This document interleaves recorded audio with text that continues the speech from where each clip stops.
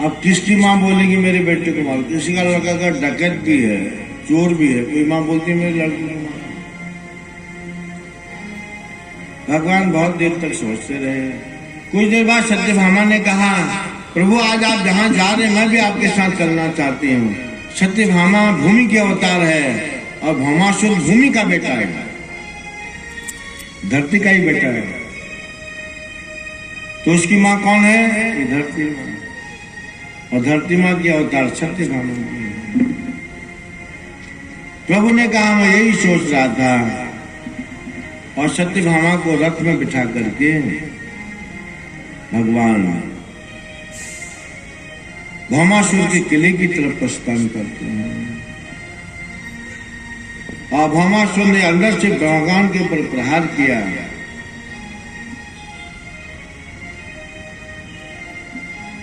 अंदर से प्रहार करता है भौमासुर, भगवान अपना बचाव करते हैं, उस पर प्रहार नहीं करते।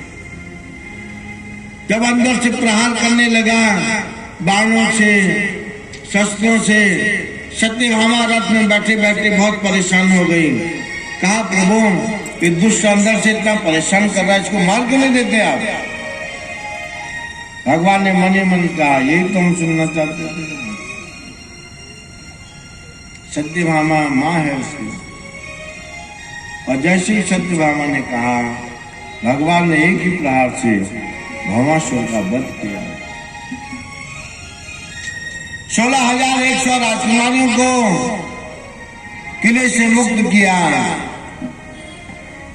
और सब राजकुमारियों ने भगवान से मन ही मन प्रार्थना की, ये प्रभु हमारे सनातन धर्म में अगर कोई कुंवारी लड़की किसी अनजान के घर एक रात रह जाती है तो लोग शंका की नजर से देखते हैं।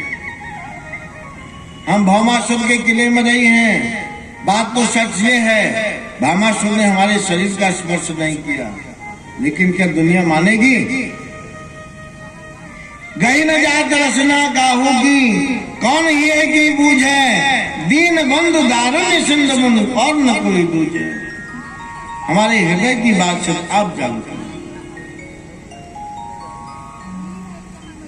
भगवान ने विचार किया मैं राजा हूं, द्वारिकाधीश हूं, अगर इन लड़कियों को मैंने नहीं अपनाया राजकुमारियों को तो ये दो रास्ते अपना सकती हैं।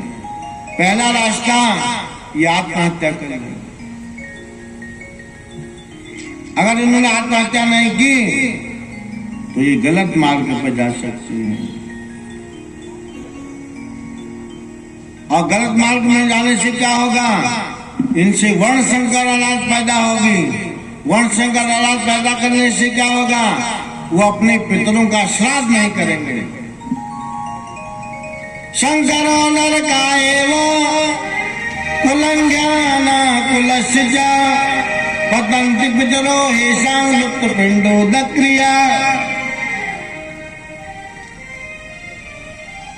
जो औलाद अपने पितरों का श्राद्ध नहीं करती उनके पितर नरक में जाते हैं।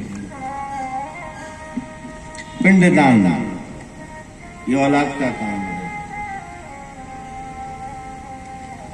इसी वर्ण संकर औलाद के पैदा होने से समाज में वैमनस्य फैल जाएगा। तो राजा का कर्तव्य है तो समाज की रक्षा करे। इससे प्रभु ने मन ही मन उनकी प्रार्थना को स्वीकार किया और 16,100 राजकुमारियों से विवाह किया।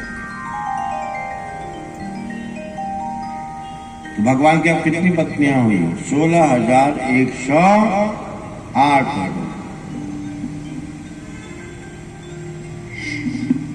और रुक्मिणी जी सबसे बड़ी है।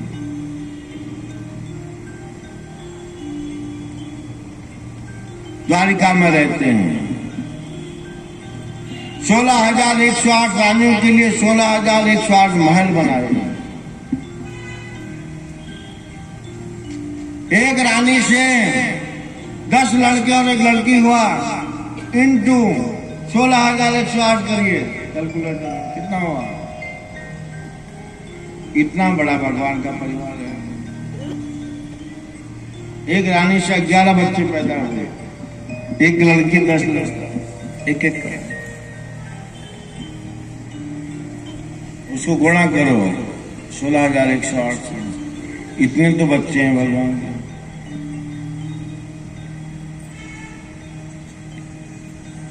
और रानियां हो गई, कितना बड़ा परिवार है भगवान का।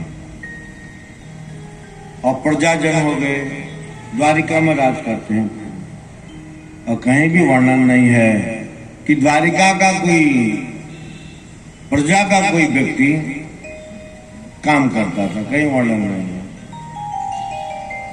अयोध्या का भी वर्णन नहीं है और द्वारिका का भी वर्णन नहीं है कि प्रभु जब राजा थे तो उनकी प्रजा का कोई आदमी फैक्ट्री में काम करता था, कहीं वर्णन। सब क्या काम करते हैं? भगवान का भजन करते हैं। राम राज बैठे त्रयलोका, वर्षित भयउ सबका। राम राज बैठे त्रयलोका,